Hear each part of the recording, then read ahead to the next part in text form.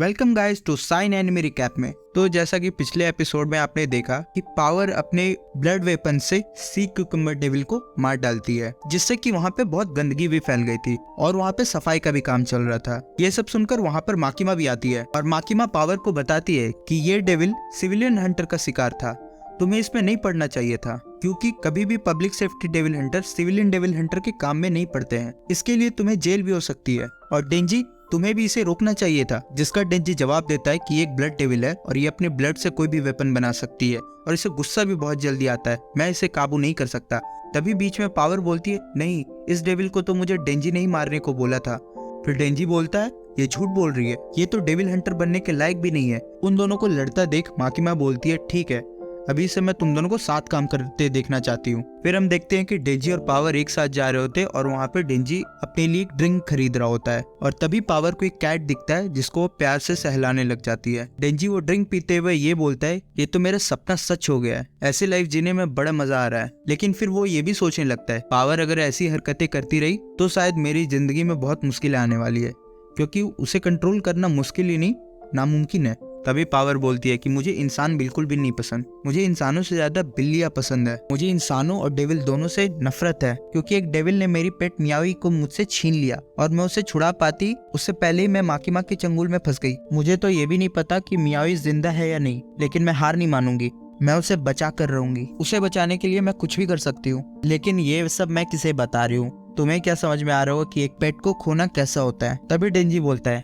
हाँ बिल्कुल, ये बिल्ली के लिए तो मैं ये सब बिल्कुल नहीं करूंगा, लेकिन हाँ, अगर कोई मुझे अपना ब्रेस्ट टच करने दे तो मैं ये कर सकता हूँ। हाँ, और डॉग भी, अगर तुम डॉग की बात करती हो तो मैं तुम्हारी फीलिंग्स समझ सकता हूँ। तभी पावर बोलती है, ठीक है, मैं तुम्हें ब्रेस्ट टच करने दूंगी, लेकिन तुम्हें मेरी मदद करनी होगी मियावी को वापस लाने में। भाई ये सुनकर डेंजी तो पूरा बदल जाता है, पूरे जोश के साथ बोलता है कि किस डेविल की हिम्मत हुई मियावी को ले जाने की, मैं उसे छोड़ूंगा नहीं।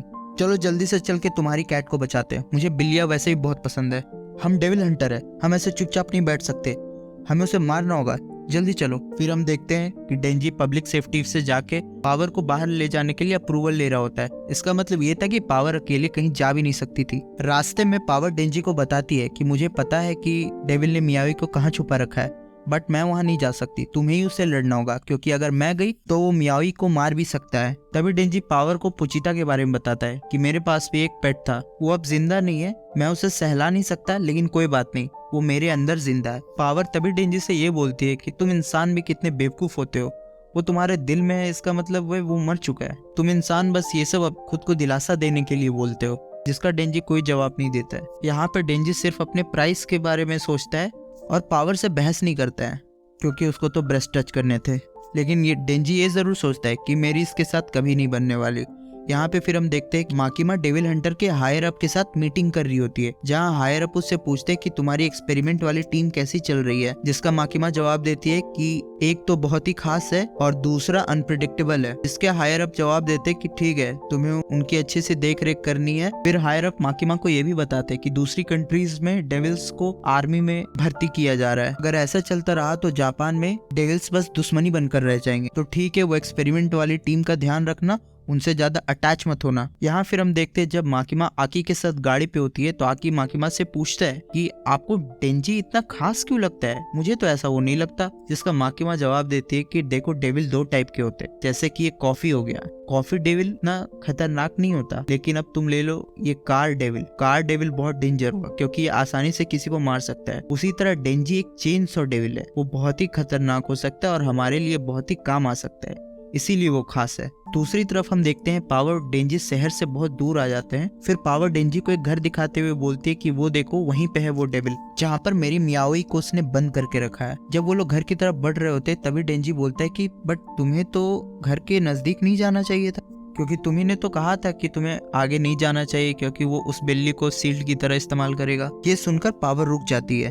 फिर पावर कहती है, अरे हाँ, मैंने ऐसा कहा तो था, लगता है मुझसे कोई गलती हो गई। यहाँ डेंजी को कुछ दाल में काला लगता है। डेंजी कुछ करने वाला था, इतने में ही पावर अपने ब्लड से फिर हैमर बना लेती है और डेंजी के सर पे मारती है, जिससे डेंजी बेहोश हो जाता है। फिर पावर डेंजी को घसीटते हुए उस घर के अंदर ले जाती है। फिर हम देखते हैं उस घर के अंदर एक बैड डेविल था, जो कि बहुत बुरी तरह घायल था, और वो पावर को कहता है, मुझे लगा कि तुम वापस आओगे ही नहीं, मैंने तुम्हें कितने समय पहले बोला था कि मुझे कोई इंसान ला कर दो। और वो डेंजी को देख के खुश हो जाता है और उसे अपने पंजों में दबाने लगता है। और फिर जैसे ही वो डेंजी का ब्लड पीता है, खून पीते ही उसे बहुत ही कड़वा लगता है। उसका हाथ तो ठीक हो जाता है लेकिन उसका टेस्ट बहुत ही खराब हो जाता है। तभी पावर उस बैड डेविल से बोलती है कि मैंने वादे के मुताबिक तुम्हें एक इंसान ला के दे दिया, अब मियावी को आजाद कर दो। लेकिन उसका टेस्ट इतना खराब हो गया था, वो गुस्से से मियावी को निगल जाता है और पावर वो देखती रहती है। फिर पावर डेंजी को बोलती है, तुमने मेरी सारी झूठी बातों पे विश्वास कर लिया, तुम्हें ऐसा नहीं करना चाहिए था। और फिर हम देखते हैं कि वो बैड डेविल पावर को भी निगल जाता है और कहता है कि अब मुझे अपना टेस्ट ठीक करने के लिए कुछ बच्चे और कुछ औरतों को खाना होगा, और वो वहाँ से उड़ जाता है। तभी वो देखता है कि डेंजी उसके पैर में लटका हुआ है और उसका ब्लड पी रहा होता है, जिससे वो बड़ा हैरान होता है। यहाँ डेंजी अपने फ्लैशबैक में चला जाता है और पुचीता के बारे में सोचने लगता है कि एक बार जब वो घर गया था तो उसे पुचीता नहीं मिल रहा था, तो उसे लगा था किसी डेविल ने पुचीता को मार डाला होगा। लेकिन जब वो घर वापस आता है तो वो देखता है कि पुचीता उसका इंतजार कर रहा था और वो रो भी रहा था, और वो रात पुचीता गले लगाकर ही आसानी से सो पाया था। फिर वो ये सोचता है कि पावर को कैसा लगता होगा जब वो मियावी के बिना सोती होगी, शायद वो कभी नहीं सो पाती होगी,